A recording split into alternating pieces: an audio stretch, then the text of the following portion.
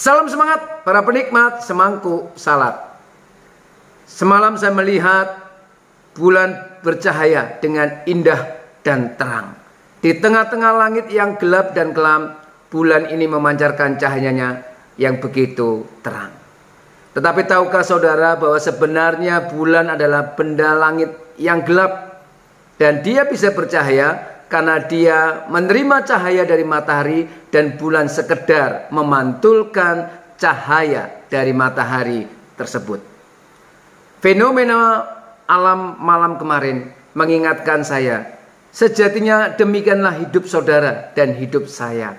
Sebenarnya kita ini adalah manusia yang penuh dengan kegelapan.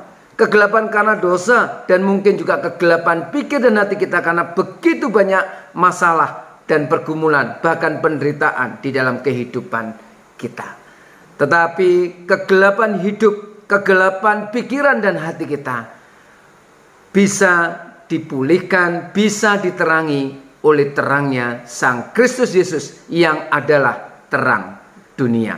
Mari kita membaca di dalam 1 Petrus 2 ayat yang ke-9.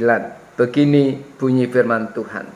Tetapi kamulah bangsa yang terpilih, imamat yang rajani, bangsa yang kudus, umat kepunyaan Allah sendiri, supaya kamu memberitakan perbuatan-perbuatan yang besar dari Dia, yang telah memanggil kamu keluar dari kegelapan kepada terangnya ajaib.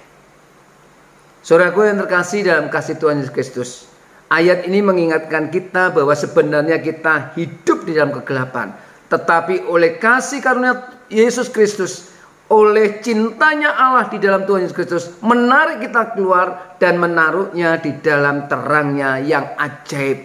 Tetapi ingat, kita harus memantulkan terang kasih Kristus itu dengan memberitakan, menyaksikan, membagikan perbuatan-perbuatan besar dari Allah.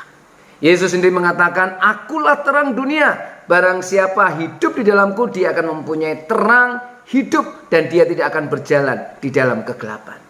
Saudaraku yang terkasih dalam kasih Tuhan Yesus Kristus, inilah sukacita besar, inilah berita surgawi yang harusnya saudara dan saya mengalami.